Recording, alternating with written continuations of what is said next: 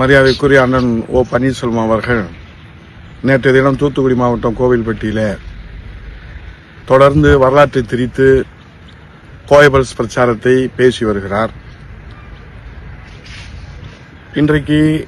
அவர் பதவி சுகத்திற்காக அல்லது அவருடைய அதிகார பசிக்காக மாண்புமிகு முதலமைச்சர் அவரிடத்தில் எப்போதும் போல தன்னுடைய போலி நாடகத்தை அரங்கேற்றி அவருக்கும் அவர் குடும்பத்திற்கும் பதவிகளையும் பட்டங்களையும் அதிகார சுகங்களையும் பெற்றுக்கொள்வதில் எங்களுக்கு வருத்தம் இல்லை, கவலையும் இல்லை.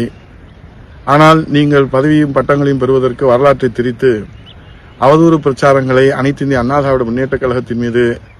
நீங்கள் தொடர்ந்து பேசி வருவது அண்ணா திராவிட முன்னேற்றக் கழகத்திலே எந்த விதமான பதவியும் எதிர்பார்க்காமல், அதிகாரம் எதிர்பார்க்காமல், தன் உயிர் போகிற போது நெஞ்சிலே அண்ணா திராவிட முன்னேற்றக் கழக கொடி படர வேண்டும் என்ற அந்த ஒரே லட்சியத்தோடு உயிர் வாழ்ந்து உழைத்துக் கொண்டிருக்கின்ற அந்த உண்மை தொண்டர்களுடைய எதிர்வினையை நீங்கள் எதிர்கொள்ள வேண்டியிருக்கும் என்று சொன்னதற்கு, அதை சொல்வதற்கு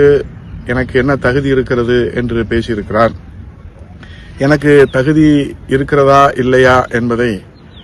அண்ணா திராவிட முன்னேற்றக் கழகத்தை முதலமைச்சர் பதவியை அனுபவித்துவிட்டு, கட்சியில அனைத்து பதவிகளையும் அனுபவித்துவிட்டு, இன்றைக்கு அண்ணா திராவிட முன்னேற்றக் கழகத்தை அழிப்பேன் என்று சபதமேற்று ஊர் ஊராக சென்று ஊழையிடுகிற உங்களுக்கு உதயகுமாரை பற்றி பேசுவதற்கு என்ன தகுதி இருக்கிறது என்பதை ஆண்டவன் பார்த்துக் கொள்வார்.